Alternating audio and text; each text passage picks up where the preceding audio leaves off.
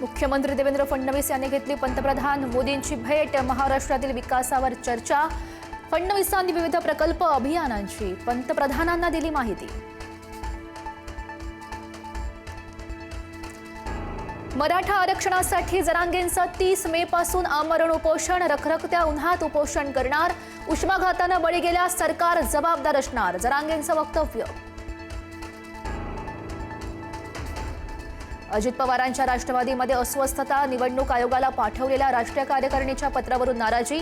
मोठी पदं न मिळाल्यानं प्रफुल्ल पटेल तटकरे नाराज असल्याच्या चर्चा।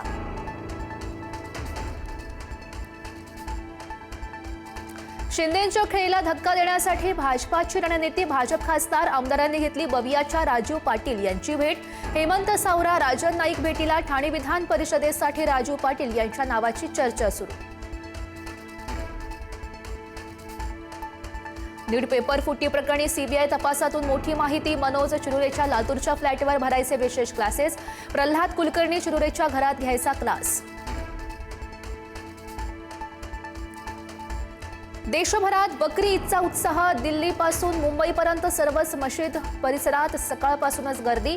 मुंबईमध्ये अनेक ठिकाणी कुर्बानीवरून वाद झाल्यानं पोलिसांचा कडेकोट बंदोबस्त।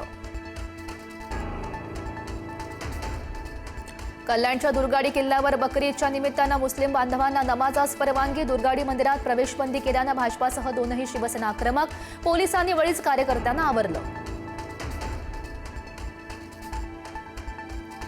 ईदच्या पार्श्वभूमीवर मीरा भाईंदरमध्ये पोलिसांचा कडक बंदोबस्त। बकरी कुर्बानीवरून वाद घडल्यानंतर सुरक्षा तैनात। मीरा भाईंदरमध्ये 38 ठिकाणी बंदोबस्त, 5 ठिकाणी नाकाबंदी।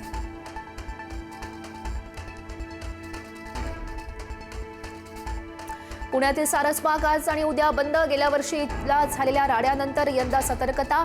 कायदा आणि सुव्यवस्थेचा प्रश्न निर्माण होऊ नये यासाठी काळजी।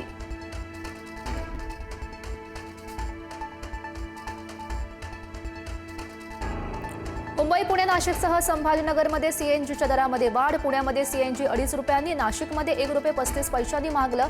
वाहनधारकांना पुन्हा एकदा महागाईचा फटका। हिंगोलीमध्ये सरकारी रुग्णवाहिकेनं नकार दिलेल्या मातेचं बाळ दगावलं। डिझेलचं कारण देत नाकारली होती सरकारी रुग्णवाहिका। आरोग्य यंत्रणेचा भोंगळ कारभार, त्यामुळे चव्हाट्यावर।